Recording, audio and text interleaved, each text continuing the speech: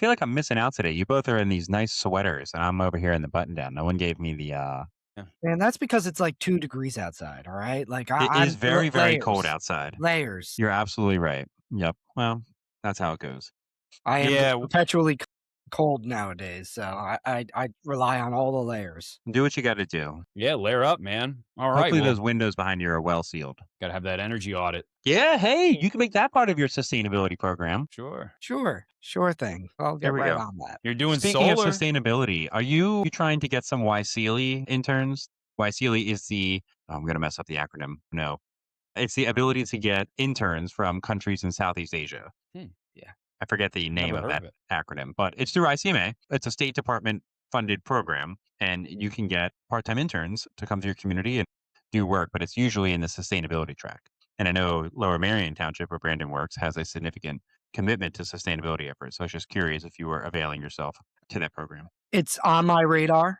We have not applied to it, but, it is on my to-do list Okay, for well, a you're future two year. behind now. You'll have to be on your radar next year. You've missed I the know, deadline yeah. to initiate that conversation. Uh, But yeah, I get all the inner workings of all the various programs ICMA offers, so, yes, well, we know you're yeah, very important over there. So. I know. But no, it is a great program, and I know people who have taken advantage of that, bringing and, this is kinda something that we haven't really talked about, but it's really unique, and I've always treasured my conversations with the non-American managers, right? Like, we see it at the annual conference every now and then. I see it with some of my colleagues, like in Africa or Europe.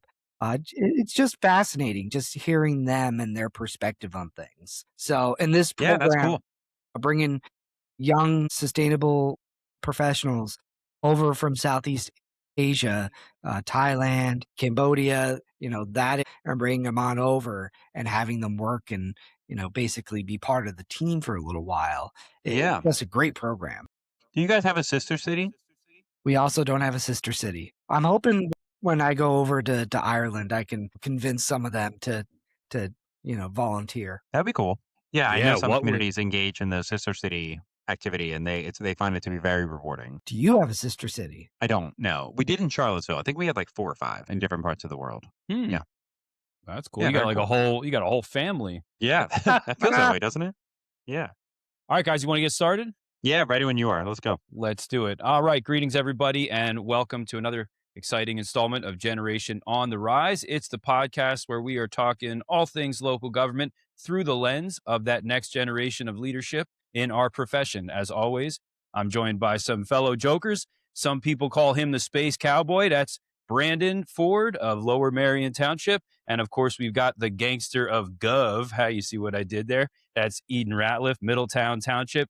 And me, yes, I'm sometimes called Maurice, and I'm about to talk about the pompatus of everything. I am your host for the day, Dave Prabolka of the beautiful Bellefonte Borough and Keystone Municipal Solutions. Topic of the day is the manager's role in human resources. I'm excited to get into it, but before we do, I got to remind you all that the comments and conjecture and opinions you're going to hear on this episode are ours and ours alone and do not necessarily reflect those of the many fine organizations and municipalities by which we are employed, nor the many fine organizations with which we are affiliated, including, of course, ICMA, APMM, the Pennsylvania Municipal League, the Aussie Rules Football League, and, of course, the entire woodwind section of the Chicago Symphony Orchestra. Let's get at it.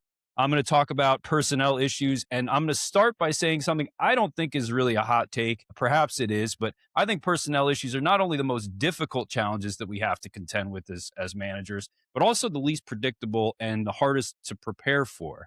I'm going to start with you, Brandon. When you're talking about the next generation of municipal managers, what advice are you giving them to help them prepare for these kind of issues as they present themselves? Oh, man, that's a loaded question, and I agree, you're What right. a hot take. Like, what an intense first Woo! question. I know, right? Yeah, Like, Dave's Coming coming like in, hot out the coming. putting us gate, right into it. Goodness and of course, gracious.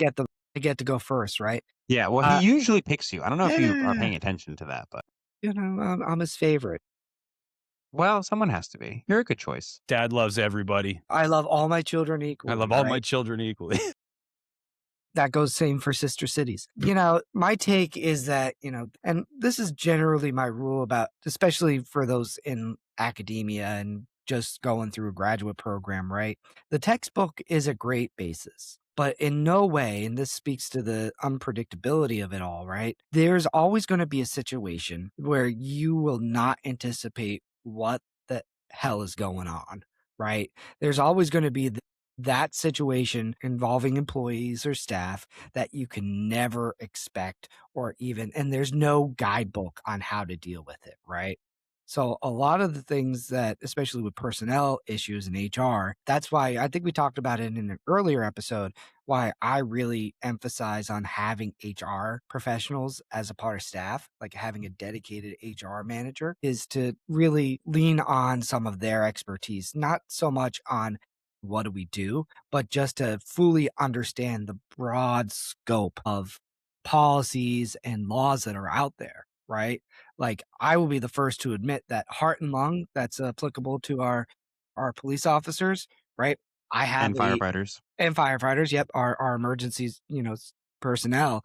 Like I have a good understanding, but I will never claim to be an expert on heart and lung, right? That's why we have HR professionals. That's why we have a labor council to really, inform our decisions. But, to go into a situation or a job thinking that you're going to know what to do in every situation, not going to happen. Heart and lung, by the way, is the Pennsylvania legislation that applies for workers' compensation coverage, essentially for injured police and firefighters that are hurt in the line of duty. That's a broad statement. It's been applied to a lot of different kinds of injuries, certainly the ones that are directly duty related, but other times other things as well. It is not nationwide. It's different in New York State, and I can get into that if the opportunity presents itself. It does kind of present itself a little differently, different parts of the country. Eden, what about you? Advice to emerging leaders on how to prepare themselves for the personnel issues they'll have to contend with in their careers. Yeah, I'm not sure that I have any advice. I do remark at times that the hardest thing that we do is managing people. Probably the most important thing that we do. Really challenging. I agree with what Brandon said. It's not the kind of thing you're going to learn in a classroom or learn in a textbook. As the person on the podcast with a degree in labor relations, I will say that the worst type of training you can give to an employee is on the job training, but personnel management and managing people is in fact on the job training. So it is difficult. It's easy when the team is like really good, really professional, really rocking and rolling. Times are good, but when it's bad, it can get bad and get worse really quickly. Which is challenging. So it's not my favorite thing. There are a lot of personalities, a lot of different generations. We have more generations in the workforce than we've ever had now, which certainly provides sort of a unique perspective. I tend to not like put people in a box based on, their age or race or sex, which at times people do. But there are some things that are sort of classical when we think about the different generations, right? Gen Z takes a lot of heat. Millennials take a whole lot of heat. Boomers do also. So you have to sort of navigate through those things. So it is challenging. There are tricks of the trade. Everyone sort of does it differently. I would say there's no right or wrong way. And there are certain elements that come into play that we don't often think about, including cultural expectations, expectations from the community, different approaches by, leaders within the organization all sort of influence the way that you can manage personnel. I'm on my fifth government and my approach has been, I won't say drastically different between each, but they are different based on the people that you have, their expectations, how they want to be managed, where I've been in the country, or in the state of Pennsylvania. I mean, it all sort of goes into it. And there are outside factors that you'll never see coming that all of a sudden are sitting in your office as you're trying to manage a personnel issue. Yeah, that I think is well said. The for me, the personnel issues, part of what makes them so difficult is that they just hit you by surprise. You have your whole day, your whole week planned. You come into the office in the morning, and suddenly, without any prompting, your whole calendar is now has to be cleared because you're dealing Personnel with issues. a Yeah. contentious personnel issue that might consume your whole week. It might consume your whole month in some form or fashion until it's got some resolution to it. And for me, the advice that I give is don't be afraid to be deliberate, to take your time. It's something that we as managers, as leaders in government, doesn't matter where we find ourselves, we want to focus on the job at hand. We've got a list of tasks a mile long. We've got people to manage. We've got work that has to get done.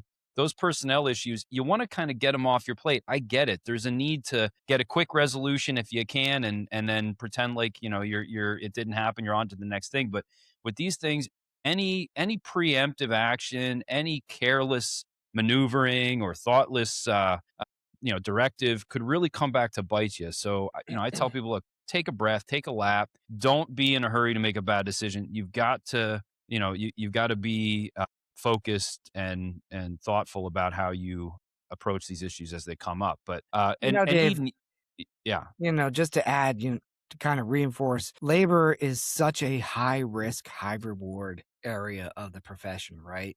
When labor relations go really well and is done well, it's so rewarding because you get, that much more productivity, that much more positive workplace environment.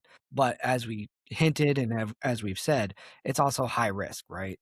When labor personnel or labor issues go bad, they go bad very quickly and they can get really bad. yeah. I'm not sure I have the experience with labor relations going really well and the sky opening up and the sun shining down. But maybe someday when I grow up. Really? You don't have any positive labor relations stories? I mean, I'm sure you do. You I mean, just collective I'm can't sure you think bargaining. of do. any. One of the things, I mean, I've had successful outcomes. I don't know that I would call the actual relational element of it very positive because, and one of the things that particularly for people that are not in Pennsylvania, and maybe it's true in other states as well, but this is just where our experience is, the deck is really stacked against not just the municipality nor the, and I'm just, kind of solely focusing on union negotiations. It's not really talking about the municipality or even the bargaining unit as much as the deck is stacked against the process being cordial and professional. It just becomes, and I'll give you an example. Pennsylvania Act 111, which we'll get into later, is our guiding document for negotiations with police and career fire unions. And you have to come at those statutorily almost with your absolute worst offers on both sides. So we're coming at them with 0% salary increases and we're gutting your benefits. We're cutting them in half. And we're taking your pension enhancements and we're gutting those. And they're coming at you with, we want 10% increases and we want extra pension and we want all the bells and whistles. And they do that because they become essentially the bookends for arbitration proceedings. But to me anyway, the result of that has been this conversations are sour before you even really get into the substance because people are like, they're offended by those proposals, at least the ones that I've dealt with. I don't know if you find the same is true on Yeah, your end, I Eden. couldn't disagree with that more. I will say that collective bargaining is inherently adversarial. There's just no two ways about that, right? One side wants one thing, the other side wants another thing, and we negotiate theoretically for our own interests in order to sort of reach resolution that theoretically everyone can live with, which is challenging. I don't know what the solution to that is in terms of redesigning the process or changing laws at the federal level, the state level. The National Labor Relations Act is what it is. Pennsylvania Labor Relations Act, the same Act 111, as Dave said, sort of teeing up entitlements that our career first responders have. It's there. So the one thing that Dave sort of hinted at, Act 111, for those unfamiliar with Pennsylvania, has an element called binding arbitration. So if you can't reach resolution in collective bargaining, you can go to arbitration and an arbitrator will essentially write or decide that contract. And to Dave's point, when you go to arbitration, they want to know what was your initial offer on both sides. And then you make a bunch of arguments point by point, and theoretically they make a decision. It's not a hot take to say that arbitration is generally very police friendly. There's some shift in that, I would say. There's some things that arbitrators are sort of starting to see management's way, such as Healthcare contributing to the cost contributions of being one of healthcare. them. Yeah, it's probably a big one. But generally speaking, arbitration is not something that either side, but especially management, wants to go to. But Dave, where I disagree is sort of like the initiation of that conversation. I have never, and I've negotiated a number of police contracts at this point and non-police contracts. I've never gone in with a draconian proposal with the expectation that this is what I'll need to lead into arbitration with. It may not be the most generous, but I think the way that you present that and how you have the conversation is the most important. So if you're sort of going in with 2% a year and then contributions to healthcare and maybe some sort of change to other benefits, you can sort of say, hey, this is our first proposal. It's not, we're not expecting you to say, yes, this is a process. We've agreed to the sort of negotiating calendar. We're not expecting resolution today. We all sort of understand the law that, this is a proposal we'll have to lead with if we wind up going to arbitration, which is why it's written the way that it's written. But we're looking forward to sort of an iterative, collaborative process to try to figure out a new contract that works for everybody, that safeguards the interests of the township while also protecting the interests of our employees who we ask to sort of be on the front lines of delivering services. I think when you sort of start having that conversation, you can take a lot of the adversarialness out of the room and start having a more collaborative discussion. And I just said this to a union recently. Like, well, the one thing that the union, right, the collective bargaining union and the management should have in common is the best interest of the employees, right? Like, I'm never going into this going, well, how can I take away from the employees that we have? Do I think that sometimes there's changes that need to happen, for the enhancement of operations or for safeguarding the financial interests or other interests of the municipality? Of course, but I'm prepared to explain that. But I'm not looking for my employees to like take deep losses or to, significantly change the experience that they're having, with the personal compensation that they have for doing their roles here in the township, right? Like we need them in order to deliver these services. So I'm never trying to quote unquote screw out my employees. And let's just say that we do that and we win, right? We go to arbitration, we get a contract that's super favorable for management that really is taking away from our employees. Well, what's their morale going to be at the beginning of the new year, right? I mean, are they going to be motivated to come to work and to do a good job and to, deliver these services and, sort of experience and navigate the challenges that come with that? Of course not. Right. What I always say to my union employees, like, one thing that is true of all of us, none of us are expecting to make less money next year than we are making right now.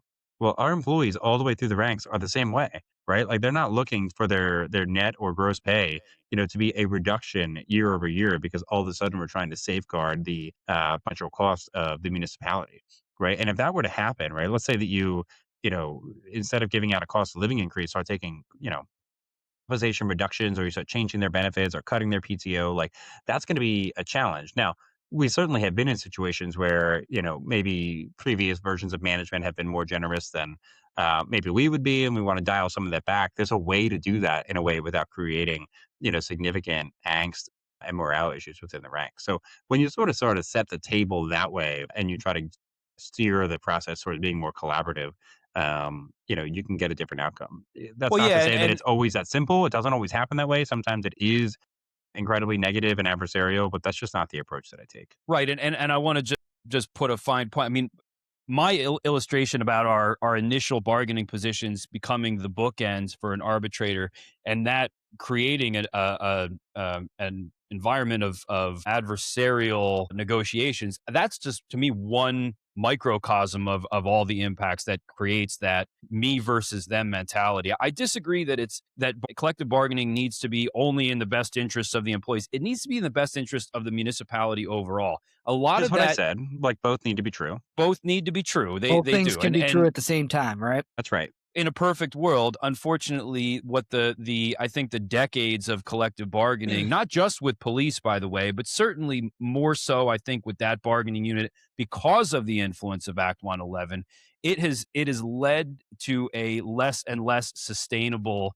bargaining position on both sides, particularly for the mid and smaller municipalities that just can't afford those pension exposures, the salary increase, compounding salary increases. Brandon, I want your thoughts on this. What's your take? Who's right, Eden or me? I'm just not willing to subscribe to the idea.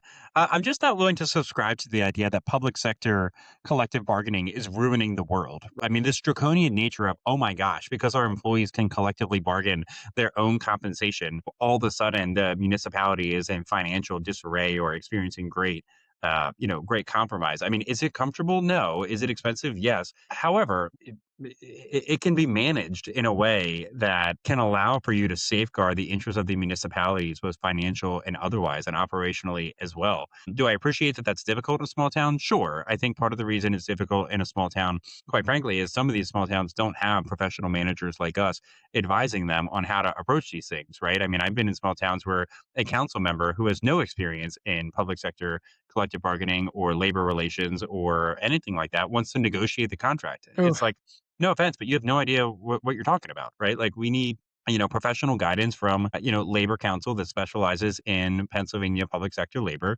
professional managers doing the same and HR directors and all that, sort of approaching this in a professional way. And so I think sometimes when you initiate a poor process on the management side, yeah, the unions are savvy, right? I mean, they're going to, And you they're can't going to blame them, see Some right? gains that some are. might not otherwise happen. But I think there is a way to manage it that allows sort of everyone to win. Not Go ahead, necessarily Brandon. just true of small or large communities either. Large communities have elected officials want to roll up their sleeves and get right into the Sure. bargaining process Yeah, I too. agree. Brandon, go ahead. Your thoughts, man. I mean, I'm not going to say both things can be true at the same time, but yeah, maybe. That's my line. So I mean, I can't blame labor unions, right? Like their emphasis is on their employees, on their members, right?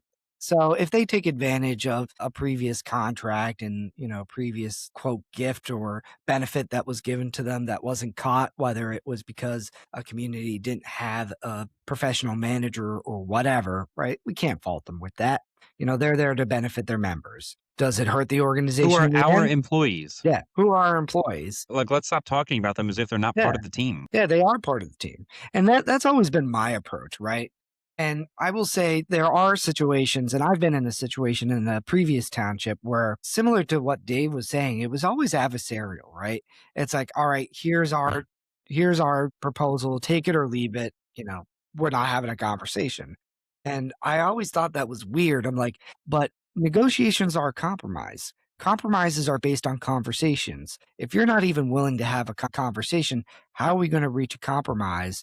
And there's no way we're going to have something that we're all, a little bit upset with, but okay with in the end. Because that's the spirit of compromise. If you have two parties that are a little upset about something, you're doing something right in terms of compromise. We're not always going to get everything we want. And I've always approached our negotiations in that way, just a conversational approach. Now, I will add one of the things I think a lot of, managers, entry, whatever level, however many years, they wait until negotiation year to start that conversation. Right. And I'm not talking about, specific what benefits should be in the union contract. I'm talking about the relationship with the unions. Right. That is something that needs to be built on and have conversations with. So by the time that you are into negotiations, right, you can have a conversation and you break down that wall, if there is any wall or perception of it's us versus them. Like, oh, we've worked with them, we've had conversations with them, we've compromised with them, we've had these conversations. They can listen to us. And if they're saying no to something, we'll explain it and they'll have a good reason. They might not agree with it, but they'll respect that's our position. So I do want to move on from collective bargaining. But as I was teeing this up, I thought, man, there's going to be a lot of stuff we could get into with, and maybe we dedicate a whole episode to this subject. But there is something else I want to ask you about with respect to collective bargaining with our bargaining units, and that's this. And again, it does tie into, I think, our conversation about setting the table in a positive or adversarial way, and that and I would assume this is true elsewhere, certainly it's true in New York, but not just Pennsylvania. You can't take away benefits, pension benefits, and other things for existing hires that they were entitled to. So in the industry, they use this macabre term called sacrificing the unborn. And we all heard that, well, geez, they meaning, I get us versus them, I'm doing it again. They're going to be agreeable to reducing pension benefits or reducing or eliminating post-retirement Medicare, whatever it might be, as long as we give them a concession somewhere else that they can realize today. And they're only really they're only really putting the future men and women in that bargaining unit out to pasture by reducing or eliminating that benefit. I have found personally that way of thinking just doesn't carry anymore. The generations that were sacrificed by their predecessors that are now in positions of collective bargaining with those municipalities are savvy enough to know that they're not just going to give up the farm for the future generations because they themselves were impacted by some of those decisions. And I wonder, Eden, do you find that also true in your negotiations? I mean, have we lost our ability to gain competitive advantages at the bargaining table by virtue of just pushing out those deferred liabilities to future generations of the workforce? I don't think so. I don't think there's a one, like, I don't think there's like an umbrella answer to this question. I think it sort of depends on the situation, how, the age of your bargaining unit, the benefit you're talking about, the total cost of the contract, recent arbitration rulings, if it did go to arbitration. I think all of that's sort of in play. If you've got an older collective bargaining unit and you're trying to negotiate for like a different, retirement benefit and you sort of haven't brought in that younger crop, that might go, so it really is unsure. And remember, almost always these contracts have to be voted on by the membership. So while you're sort of negotiating with a negotiating team and they're making lots of representations to you, one of the tactics I will say is, okay, well, will you take this to Take a it to vote? a vote. Will Yeah. you take this to the membership for a vote? and to see sort of how that plays out. So I don't think there's a one size fits all. It definitely can be the case, especially if there was something sort of intense within the last few contracts where they sort of did sacrifice the unborn, and now the unborn are there and they're seeing what happened, and there's sort of an us versus them dynamic within that unit. That might sort of be in play. But if it's never happened or it's been a really long time, it sort of depends. And the other side of it is like, what are you giving in exchange, right? I mean, collective bargaining is sort of Tip for tat, an right? exchange process, right? Like, we want this, we'll give you that type of thing. So, is the thing that you're giving them more significant than the thing that they're giving up? Which is That's sort of a question. that's hard to quantify. Yeah. Brandon, I want to know if you have any thoughts on this too, but I want to get your take on another dynamic in play, which Eden Go kind of for it. alluded to. Do you think that we're negotiating not just with the bargaining unit, but also with our governing bodies, and in some cases, our labor Always. lawyers? I mean, it feels like Absolutely. I've always felt like I've got to convince 3 different groups to support something. And here we are in kind of limbo trying to be Yeah, the as governing neutral as we body, the can. unit, your staff, the public. Absolutely. Yeah, it's Yeah. super hard. And Yeah. then the other side of it is when you start giving, and I realized this was Brandon's turn and I jumped in. The other side of it is if you're the manager that negotiated something super favorable or something super unfavorable, other managers are going to be calling you, Yeah. right? Like, Well, yeah, everyone's keeping up with that's the a thing. Joneses. Think about the first manager to negotiate post-retirement medical for police departments. I'm sure every other manager was like, "What are you doing? Like, you didn't hold the line." I mean, that's a Yeah. thing too. And by It the is. way, unions are really good about sharing all that information and negotiating for the same thing Oh, yeah. as sort of one-upping each other. Managers, municipalities, super bad at it. The Like, really FLP are not good. notorious, Some right? are. Yeah. Notorious in like a savvy type of way, right? As soon as a police contract is pretty much executed, all the other police departments at They know some about it. point get a Yeah. hold of the details, right? Like Yeah. I will say, Narberth is a small borough of 5,000 people that's an enclave, so it's entirely surrounded by the Lower Marion Township where I work. All sides. Are surrounded by all sides. Our police Annexation. officers are actually deputized to do law enforcement in the borough, in addition to them having their own, I think it was Was that right? 5 or 7 individuals. Oh yeah. Cross sworn. Yeah. Yeah, they're cross sworn. When you say deputized, it's not just a mutual aid agreement? No, they are cross sworn. So they are able to go into Narberth when the situation arises. We're not doing it like on a regular basis. But, as soon as we come up with a contract, Narberth is part of the same FOP lodge. So they get a hold of our contract, right? Oh, you guys are FOP. We're PBA. Yeah. So, they're part of the same FOP lodge, even though it's different contracts, different departments. And I've talking to my peers, not the current manager in the borough, but her predecessors. I think she's a listener to Oh, Generation on yeah, the Rise. Maggie. Hi, Maggie. Yeah, I think Maggie is a listener, and I think Emily Pisano is also the assistant Hi, manager Emily. there. She's the Nice. assistant manager for the borough of Yep, that's Narberth. right. Yep, Great Emily and I friends, go way great back. neighbors. Yep. But, they get their department gets a hold of our contract, and Lower Marion we're 63,000. We're an $85 million budget. Like Yeah, it's we know. apples and Lower Marion's oranges big. We got it. comparison, right? But it's more of an apples to orange comparison, right? Because you have these other departments. To your point, Dave, they say, all right, well, I want what Lower Marion's offering. Not every municipality is going to be in that situation. Yeah, that's the difficult part. And you know what? I'll even go a little further. Sometimes unions within the municipality, because Start comparing to now- each other. how many unions do you all have? Just side note. Eden. Dave? I have 2. I had in the county I just left, I had 4. Yeah, I have 4 here. So the borough of Norristown, where I work, where I started my government career, had 7. Yeah, that's 7. crazy. Even the crossing guards had their own union. Yeah, the crossing guards is one of mine.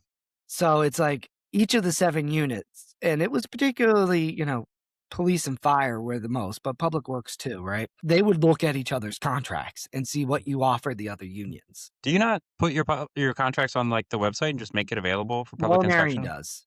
Yeah. Norristown, not sure if they do Not it so much. now, but not so Okay, much. at the time they didn't. Got it. But yeah, as soon as Lower Marion executes a contract, it goes on our website. Yeah, for it's a public document. viewing. Why not? Yeah, it's a public vote, right?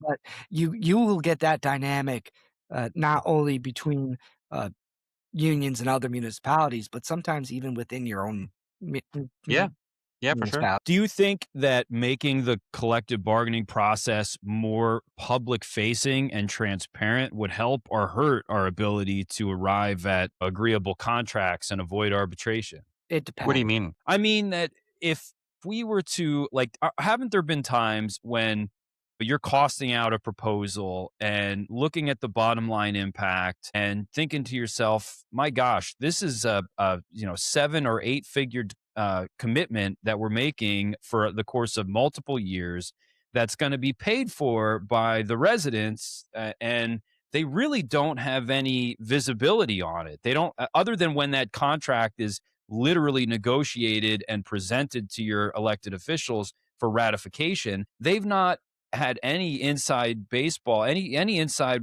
understanding of how that agreement was brokered and the kinds of things that went into its development. And so I could see that in some ways helping the manager representing the municipality. I could see that as perhaps helping them deliver their arguments as to why they're being, maybe why they're taking away benefits or being more stingy about how they give additional benefits.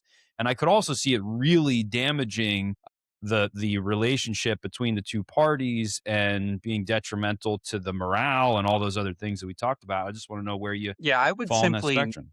I would simply not negotiate a contract in public, and Neither collective would I. bargaining agreements are protected from open meeting laws as an executive session matter, as they should be. Yeah, I do present in detail the new collective bargaining agreements when they're on the agenda for ratification, sort of going through it. This is what it used to be. This is the proposal now. And I defend that, right? I mean, I don't bring something to the board. So one of the things I always try to achieve at the end of collective bargaining when we sort of reach an agreement in principle is to say, are we both committed to advocating for this and rallying its support, both within your membership and for me, the board and public, and having each other's backs on that? And the answer should be yes. I mean, if you're in a place where everyone's sort of ready to sign, you should be standing shoulder to shoulder to support the ratification of that agreement. And I sort of walk through it and I defend it. This is where we are. These are the recommendations we're making and why. This is the cost of the contract, the previous contract. Here's the new contract year over year and the total cost. Here's the impact to the budget. Here's my funding strategy to support that. Here's why I think it's defensible based on market research and all that sort of stuff. Yeah, I mean, there's no reason not to be transparent Yeah, and just I put that agree. I information think out it there. would make it harder, right? If those conversations were to happen out in public, because And the negotiating process is like sticky and awkward at times, and there's a sort of an art to it. I mean, like, and you're dealing with y- people, right? Like, yes, they're yeah, part of the team, but at the end of the day, they're people, and they're going to be personal, emotions, and sometimes even stories that are shared as part of the negotiation process. Hey, I wanted to have this because this happened to this person, and that is not something that should be out in the public, right? That is a personal story that that person or whoever chooses to share at that time.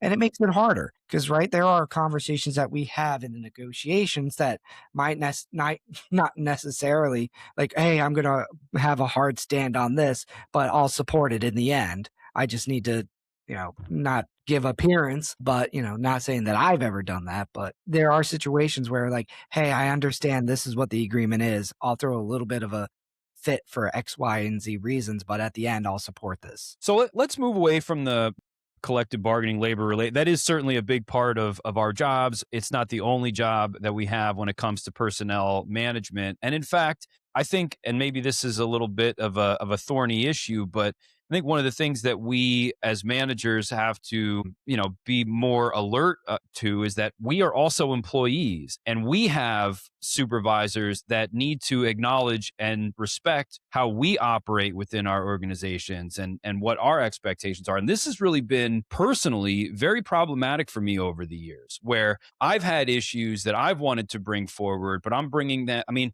who do you bring them to? You bring them to your elected officials, to the president of council?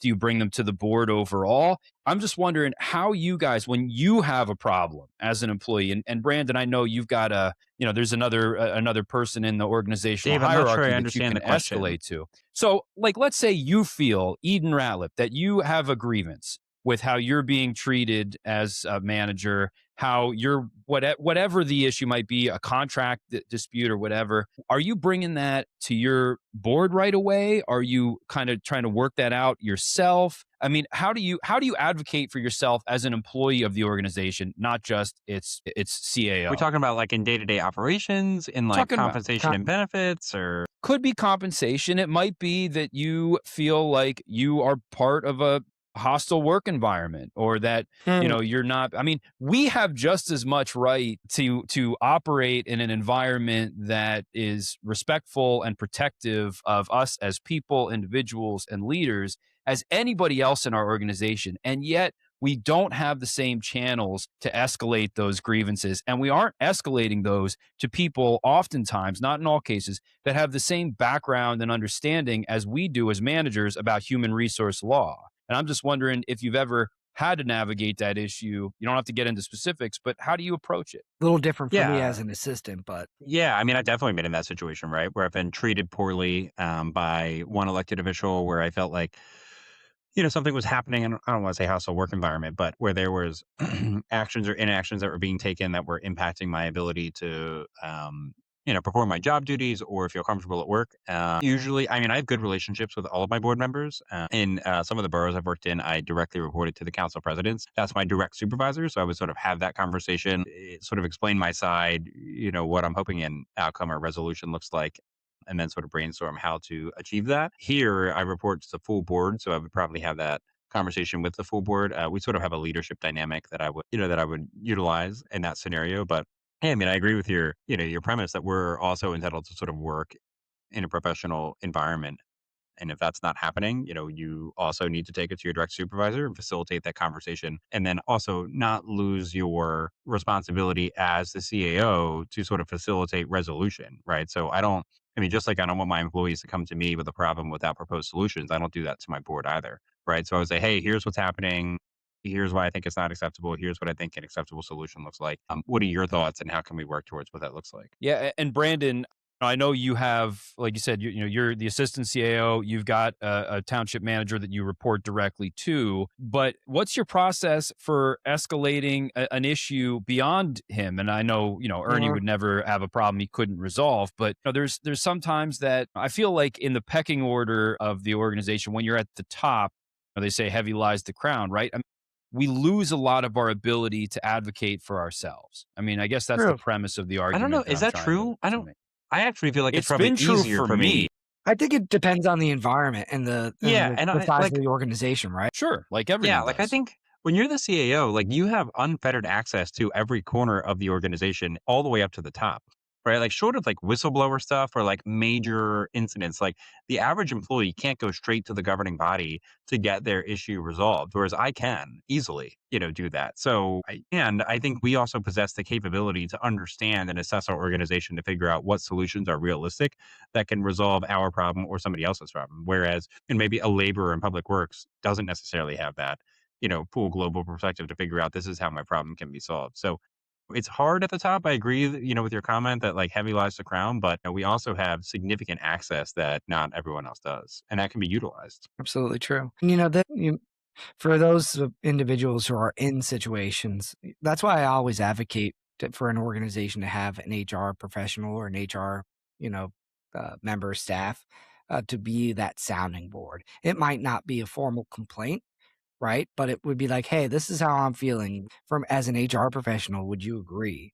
Just as kind of like an early litmus test. But luckily, my current situation, I don't have any issues, knock on wood. But, I've been in situations in the past where I've had to had very frank conversations with my supervisor, the manager at the time, about a situation in which I've been treated, right? And those are tough conversations. It takes a lot of courage to speak up, especially when things are not going. Yeah, I mean, I try to be conscious as I come into these episodes with the reality that just because I've experienced something, it's not necessarily true that others go through that same baptism by fire. But I think these are issues that we as managers collectively just need to be mindful of, that just because you are at the head of the organization or the assistant CAO or wherever you fall, even department head level, like, you are still an employee and you're entitled to come in and do your job without fear or favor and service to your community. And there has to be,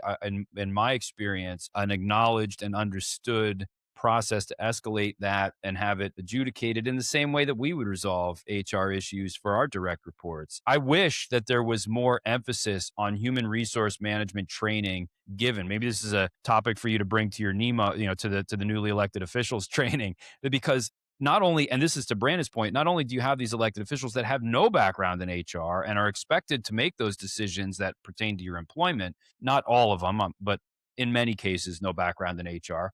But in particularly the small, mid-sized municipalities in Pennsylvania, there's historically not been a human resource person on staff. That's the manager. You're the manager and you're the HR director. Lucky you. It's only one paycheck. But now, we have to assume that role that we may not even be adequately trained for. We may be better trained, but we may not be adequately trained to address all those situations in the same way an HR director, an SHRM certified HR director would be. And I not think every that's where like outside resources help though, right? I mean, that's where the involvement of your solicitor, where HR counsel can exist, HR where counsel, yeah. labor counsel can exist, where they can sort of help you through those things. So one of the things that Brandon was saying about involving the HR director, sometimes just having an objective outside person to provide feedback and commentary on your situation is really helpful. But if you don't have that person internally, using the solicitor or something like that can be helpful too. In the 5 places you've been, Eden, how many, just curious, how many have had a dedicated HR staff person or director?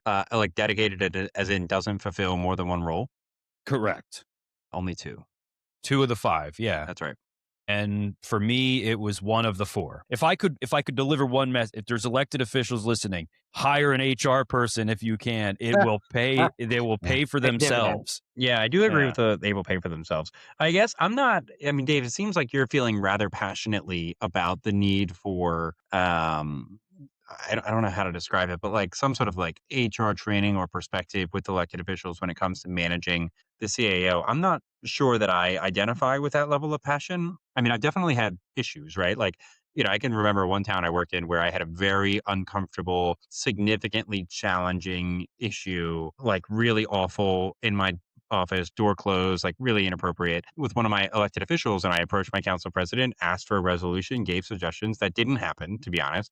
I documented the whole thing in a really robust email to the council president and the solicitor. Again, nothing happened, but it sort of like ended, like it didn't happen again. And I sort of moved on and did my job and sort of just tried to set that issue aside. I'm not saying I handled it correctly, but I'm not sure beyond that, like what a resolution would have looked like. And awkwardly, that email, which was really, really detailed, but it was a documentation email, wound up being circulated on social media and the newspaper Ooh. years later when that elected official was in a contentious election. My name's all over it. It was terrible. More so for the community. I mean, I was long gone by that point. I had been gone for years. I don't know what a solution would look like, but even with experiences like that, I don't know how passionate I am about needing the elected officials to like be super prepared to manage the manager. Because at the end of the day, in Pennsylvania, and the municipalities that we work in, our elected bodies are super part-time. Right? I mean, this is a part-time job. They're not here all the time. I don't talk to my board every day. I don't see them all the time. I mean, You the just need engagement more sort of board depends members. on the issue, right? I mean, they appoint me to be the chief administrative officer. I'm running the day-to-day operations. I have an employment agreement that spells out, along with a manager ordinance that spells out what my roles and responsibilities are, the expectations are, and what my compensation is, and how how my employment can end or be renewed, and all sorts of stuff, right? So like there isn't like this need for day-to-day engagement or super sophisticated understanding of management from the elected body. And that's frankly not what they run for, right? They run to govern, not manage. They don't. But And I don't. We could also acknowledge it, I don't think that's especially what I in said some of either. the smaller communities. The elected officials play a lot more hands-on. Yeah, Than I agree in with some that. of the larger ones, right? Like my Yeah. successor in a previous doesn't matter. township, he was a manager before that, and he had an elected official literally in his office every single day. And it was a tiny township, not that many people, not much going on, a staff of like 5. It becomes their whole personality. They Yeah. become, I'm council person Y. This is what I do. Oh, I live across the street or down the street. I'm gonna come in and I'm gonna, pick his brain for however many hours. So it's a little bit No, thank harder you. in those smaller municipalities. I mean, I think this might be a hot take, but I think we are all one elected official away from a hostile work environment. And I mean, what I mean by that is there's always somebody who could get a seat on your board. Let's be honest, it's not often even a contested seat. Sometimes they're running unopposed. Sometimes they're a shoe in by virtue of their party affiliation or whatever it might be. And they don't give a damn about the tradition or the history. Thankfully, that comes up very, very infrequently, but it does happen. And I think anybody that does what we do and has a long enough tenure has had those elected officials who've had to go and petition their board as a whole to rein that person in. And sometimes it's effective and sometimes it's not, especially if that person is the chairperson of the board or has a leadership role on the board or has other influence there. I mean, it's just a reality that looms over all of us, and fortunately, is not as true as it is sometimes. I will agree that It's a not too good much. governing body can really make or break the experience of being the manager in a municipality, right? Like when you have a good governing body that's professional, that understands their role, that allows you to do your job, Definitely. that's great to work with. I mean, that can really create a nice work environment, And good in experience. your municipality. Whereas if you have a more toxic or super divided, maybe not so professional governing body, that can really, create challenges and deflate your morale and make it not as much fun. Well, I mean, let's take another angle on that, and I don't want to keep airing my grievances. Yeah, I was gonna say, it feels like you are. Like, Festivus, it is feels there a like there's a Festivus lot of Monthly? pent-up Well, passion. I do feel strongly about this issue. You're right. I'm passionate about, I think, an imperative that elected officials have some working understanding of human resource law in the same way that I feel that managers, even though HR is not our prime directive and the majority of what we involve ourselves, even if we do have dedicated HR staff, we have an obligation to our employees to have a working familiarity with HR law and processes as well. I also think that we in management positions are at another disadvantage because we don't have as much as much of an advocacy group behind us. If one of your represented employees has a grievance, they've got, wine garden rights, they've got louder mill hearings, they've got due process that is baked into not only the collective bargaining agreement but into whatever statutory provisions that are assigned to enabling that bargaining agreement to be negotiated. And so when we're meeting to talk about a disciplinary issue, for example, we are fighting not just to effectuate whatever that disciplinary action is for that particular employee, but we've got to work with their union representation and their steward and we've got to be within the confines of the bargaining unit. If we've got a grievance, it's us. I mean, yeah, we might be able to work a little bit in our case in Pennsylvania with the Pennsylvania or with the, Association of Pennsylvania Municipal Management, who has a, little, somewhat of a program for what they, used to call managers in transition. But I mean, who do we got? We've got to hire our own counsel. If we need to go to that directive, we've got to be, on the front lines of that. We don't have people advising us other than our peer groups. I mean, do you disagree with that? That we're alone in advocating for ourselves when it comes to our employment entitlements, and we have agreements too, just like they do. I guess I would just say I don't really want anyone negotiating on my behalf. Like, I'm not interested in that type of I don't mean advocacy negotiate. or I don't. organ. That's not what I mean. Someone in I your mean, corner, so to What do speak? you advising mean? us on what our moves might look like. I'm not saying negotiate on our behalf, nor I mean, when we're administering, for example, discipline to a bargaining unit member, we're not excluding them from the process and negotiate or talking about that with the steward, but they're there and they're whispering in their ear saying, hey, you can answer that question, or maybe you should, I mean, there's always some sage advice that's being afforded to them that inherently is not, at least not, statutorily, not in our agreements. But there's no manager's bargaining, unit like Yeah, there I don't want is that. for the police. Yeah, I'm not interested in that. And I'm comfortable seeking out advice if I feel like I am in a tough situation, which I've been in a tough situation. You I have feel been. That's why I'm comfortable with surprised. I feel very comfortable with my ability to get the advice I need or to rely on my own education and experiences. Yeah, does that sometimes mean you might need to pay out of pocket to get intense legal advice? Sure, but we've been around a long time. We know a lot of people, I should say a long time, but we've been around long enough where we know a lot of people who have different experiences and expertise, that we can get advice from, to guide us and make sure that we're sort of clear minded in managing those situations. But I'm super comfortable with that. And when it comes to the positive side of it, of like, negotiating your employment agreement or contracts or compensation or whatever, we also have unfettered access to essentially what all of our colleagues' contracts say. I mean, There's not a single person that's ever called me and asked for my employment agreement or the terms of my agreement that I've been unwilling to share, right? I've been enthusiastic about it. Well, I think Right. there's And a so you getting that information to have a discussion about what the market looks like and, what terms of employment looks like for public sector executives, I've never had a problem with that. And that doesn't mean that I always got what I was looking for, but I always felt like I was able to facilitate a conversation where I could be treated fairly. And I feel like that's always happened. So Yeah, I mean, I'm I not admire necessarily that. identifying with the concerns that you have. Now, Well, I Dave, mean, tell we me if have no I'm wrong, arbitration. but I think one of the crux of the issue is that a lot of the support mechanisms for managers who might be in a personnel situation, again, not talking legal, but just, looking for guidance, right? A lot of that is informal, based on networks, based on connections, right? Yeah. I mean, but And like there's not people, a formal type of here's the manager assistance network man, right? Like to help yeah, but anybody people don't. regardless of gender, right? Yeah, but my experience is people aren't asking for help. Like I've been in situations where I needed assistance and perspective, and I asked for help from other folks in our profession who are able and well qualified to give advice. And I took that advice and it all sort of worked out, right? I mean, but I also know like friends and colleagues of ours who've been in situations where I'm looking at them going, you need advice. I want to give you advice. I've reached out and said, hey, from my perspective, it looks like you might need some advice. I hate, sorry for saying that, but I'm here. Here's my experiences. You know what they are. I'm happy to sort of help and guide you from the side in any way that I can. And almost always, it's, oh, I'm good. Maybe it's just me. Maybe they don't want Eden's advice, which is totally fine. But I think when you're used to sort of being at the top of the organization and sort of managing every situation, that personality, trait in us doesn't always lend itself to like saying, hey, I'm in a situation that's sort of tough and I need advice and perspective. And can you guide me for it? And this Um, is really but a missed opportunity, especially here in Pennsylvania. There is a program that exists in other states facilitated by their state associations called the senior advisor, where managers, rather than when they retire and they go off and become a consultant, in some states, managers when they retire become senior advisors, right?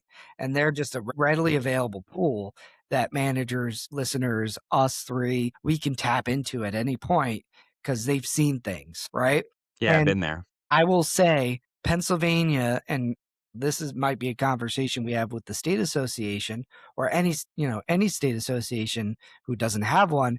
That's a program that really needs to be brought into the Commonwealth. Say like there is a conversation that I think needs to happen within ICMA about ICMA's advocacy for managers in different situations. And that's Yes. coming from someone who's a active member, very supportive and an advocate for ICMA. I do think what advocacy looks like for its memberships is a conversation that needs to happen. And that's not to say that I have like all the answers. I certainly don't. Like I don't have any hot takes around that, but I do think that's something that we need to talk about. I will Because say I that think we've all seen managers like get into a bind and it's like they need help greater and more intense than what any of us have ever experienced. And it's like, what is happening there? Who is stepping up and has their back in these types of I situations? will say that is a conversation that's happening. And I refer to it as or it is being referred to as the management versus manager dichotomy, right? Like, what are we standing up for? Are we standing up for management as a profession or manager, you know, the individuals, right? But the other side of it is, and here's a hot take, some managers don't deserve to be defended. Right? Like there are some managers out there who do things that they really shouldn't do that are totally inappropriate, that are bad for the profession. And it's sort of like, yeah, man, like I hate to say it, but you made that bed, you have to lie in it. And that's really hard too. And if I'm ICMA, which I'm not, it's hard at that global level to sort of dive into each individual situation and have to make a determination of, okay, is ICMA going to step in here or is it not? That's really difficult, especially, But that's in true some of these everywhere. hyper local situations. I mean, Yeah. I've had those conversations with union stewards and union presidents before, whether it's FOP, AFSCME, Teamsters, doesn't matter. Like, hey, we're filing this grievance on behalf of this person because they were disciplined for doing A, B, and C. We know that they deserved it. We're going through the motions. We're going to give him or her the proper amount of defense that we're obligated to. But don't, like, hey, we're behind the scenes. We're not going to go to the mattresses for this person because we get why you did what you did. I think. But do you see a world where ICMA or some organization to be named later could take the mantle of forming a nationwide union or consortium of managers that they have a little bit more influence in how managers advocate for themselves and their agreements? First of all, we're exempt from bargaining, so Yeah. no. I mean, we can't collectively bargain by law, even if we wanted to. And I mean, that would also put, But the kind laws of, can change. I I mean, mean, why go, couldn't Sure, if you they? want to change federal and state You law. know, I mean, it's go on the other side of things. And I think we've all been in this situation as managers or deputies, right? Like sometimes there are situations, again, not saying where or when, unions stand up for an individual, an employee that is just like not great, right? There are situations like that. Now, are we saying that the same kind of protection should be given to managers who aren't great, right? That puts our governing body in a tough spot. And I Yeah, will, and that and I hurts the will, community. Why would we do that?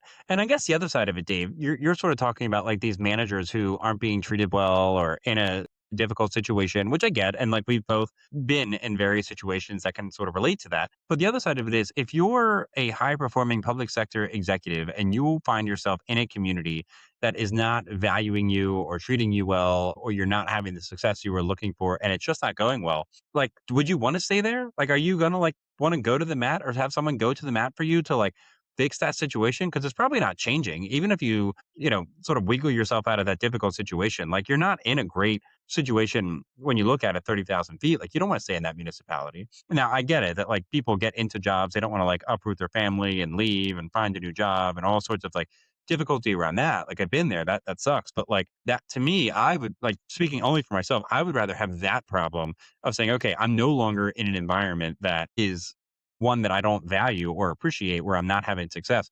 I'm going to take on the challenge of finding somewhere else to go. Like I would rather have that situation than sort of fight to stay in a situation where, sort of your expectations aren't being met in terms of your ability to, perform well. kind of like I think staying in that a toxic I think marriage, that's right? a tough way to look at. Well, maybe, but I mean, imagine saying that to a member of one of your bargaining units. Oh, you don't like it? There's the door. Like, you talked about the Yeah, but importance of advocating being for your employees. I mean, we can't resign ourselves to the fact that if we're in a situation that is toxic or hostile or isn't supportive of where we need to be personally and professionally, that we're just going to pick up and go somewhere else. comparing the role of the CAO to the average employee of our organization is really not appropriate, right? You should be able to take most roles within the organization and do them for a career, do them well, and not experience some of the challenges that the CAO does, right? I mean, we're advising on policy, like changing the community, if that's something your community is doing, or sort of maintaining the existing of the community, advising on very intense financial decisions.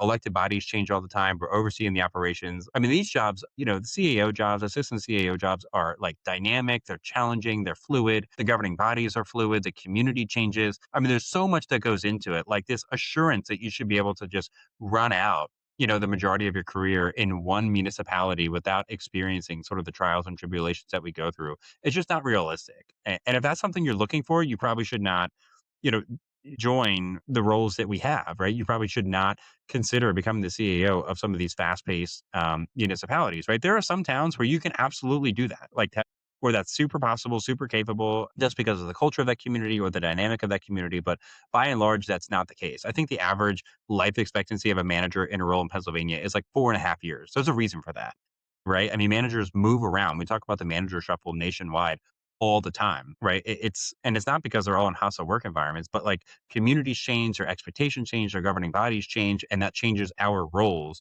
which sort of influences what happens to our careers. That's not the same thing as a public works laborer or an HR professional or, a police officer or a captain. Like that's just not the same. Comparing those roles, I think, is, losing a lot of nuance in the conversation. I mean, I think we can have that opinion, but the result is we're just going to continue to lose managers. We're going to continue to have to scrape the bottom of the barrel to find candidates who want to do this job. There's a nationwide crisis in candidates that are qualified to do the work that we do. So is And your if expectation that you should be able to land a manager job and work there 30 years and basically have it be the same experience? if I what no, not that. But if I want to be in a place for 30 years, yeah, why not? Why shouldn't my expectation be that I could have a career in a municipality that will grow with me, that I'll grow with it, and that will be able to have the kinds of representation and defense about our own personal well-being that anybody in the organization would have. Why would I have to Because you're getting a sacrifice? new boss every 2 years with an election,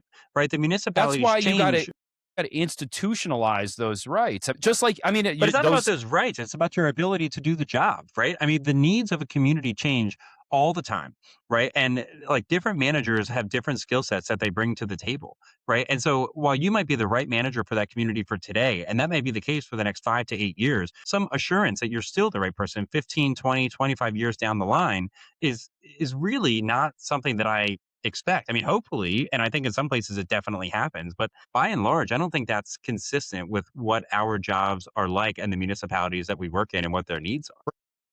I will say there is a nationwide shortage. I do agree on that, right? Having, traveled, across and spoken, there's not as many people willing to jump in. Now, that being said, I will say there has been a recent uptick, especially those who previously looked at, higher levels of governance that are now kind of starting to realize that local is where you make things happen. So I will say that there is a crisis, yes, but I will say that I think it's getting a little bit better. And I don't think, disagreeing with Dave again, I don't think that it's because there is like the manager shuffle and that people see sort of what the transition that can be forced upon you is happening. I don't think that's why there's a shortage. I think it's supply and demand, right? Like there is a greater demand for professional managers in this country, which is a good thing because local is where things happen, right? We do reach out and have real impacts on the lives of the people who live and recreate in our communities. And I just think we're not cranking out enough managers into the profession, right? I don't think people even realize in high school, undergraduate, graduate school that this is a profession that can happen. So demand has increased faster than the supply. And so therefore there is a shortage, right? I don't think people are saying, oh, that's a profession that I'm like aware of that I'm choosing not to go into, because of the dynamics of working in that profession. I just think that they're unaware of it. And while demand has been increasing. And I oftentimes definitely we think aren't at the it's all of greatest of that. cheerleaders, right? Dave, when did you come into realization that municipal management was a profession? I would have been probably right out of grad school. Okay, so you didn't in high school, in undergrad, and in grad school, you weren't like, I want to be a borough manager someday. I want to be a city manager someday. I Oh, I certainly wanted to be an wasn't. I was astronaut. right. I wanted to be a firefighter, which I eventually became. I didn't know until I was in grad school and was interning in a small town because of someone I knew. Yeah. Right? Like people aren't going, by and large, people aren't going to school for this. There's a couple different exceptions with some, really robust grad programs around the country, but like this isn't like a well-known profession. That's why there's a nationwide shortage of managers because demand has gone up because you get these people running for elected office and they're wanting their governments to be professional and they want to accomplish a lot of things within their community. So they need professionals like us to help drive success in those situations because we, by and large, in this country aren't electing full-time governing officials, right? Elected officials. And because we're not sort of adding to the profession in that way, Well, that's why. there's I don't think people are running away from this profession because, they're not going to be able to land one job, as Dave says, and land it for 25 or 30 years. There are some people that are. There are some people that, like you said, they are unaware of it. There are other people, and I've talked to these people because as I think we all do, try to build the profession and we try to advocate for vacancies that we see. We're calling up people that we know that aren't managers right now and saying, hey, there's an opening in, Chucklehead Borough or whatever. And are you interested in looking at the manager job? I've had those conversations with people saying, I wouldn't want your job. Are you kidding me? I don't want to do that job. And is it anecdotal? Sure, but it's just as anecdotal as your point. I mean, I think that we have a lot of issues with recruitment and into this field. And one of those issues, I cannot imagine a world where this is not true, is that people are reluctant to take on the role because of all of these things, not just the scope of obligations and responsibility that we have and knowledge that we need to possess and ability to be nimble on things, but also because there's a lot that we have to contend with in our day to day, not just as managers of other people, but as employees of the organization, that it just doesn't give you the same. It gives you a lot of other benefits and a lot of intrinsic and objective and compensatory value in your life for sure. That's why I love doing it. And that's why we all love doing it. But there's also a lot of stuff that people look at and they say, geez, I just couldn't see myself doing that. I'm okay doing what I'm doing. I'm okay pursuing another path in nonprofit management or whatever it might be, maybe not as highly compensated or not as broad a scope of responsibility, but it'll give me the value I'm looking for. It'll give me the longevity and tenure that I'm looking for And without some of guys, those other things it's being often that sacrificed. negativeness, right? The bad side of things that is often the most public. And I think that Also true. factors into the whole dynamic. And we haven't really championed or cheerleaded, enough to say, hey, yeah, that's true. But here are all the great things about this job and why it is so rewarding. Well, I have a whole list of questions we didn't get to, but Future I'll put episode. those on the back burner for another episode. Great conversation as always. Before we wrap up, any final thoughts, last words, Eden? It's a great profession. And for those who are listening and considering this profession, certainly consider it. It's not the easiest profession, but it is deeply rewarding. And it doesn't need to be your first profession, right? You don't need to be a youngster. This is my second career and I haven't looked back. For me, the worst part about this profession is people. The best part of this profession is people. So you've got to understand that, challenges are going to have a wide berth. You're going to have days that you're maybe contemplating why you chose this path. You're going to have days that you feel like there's nowhere else in this world that you'd rather be. Thankfully, there are far more of the latter than the former. With that, I will close us out. It's been another good installment of Generation on the Rise. And thanks for listening and look forward to talking again next week. Catch you on the next one.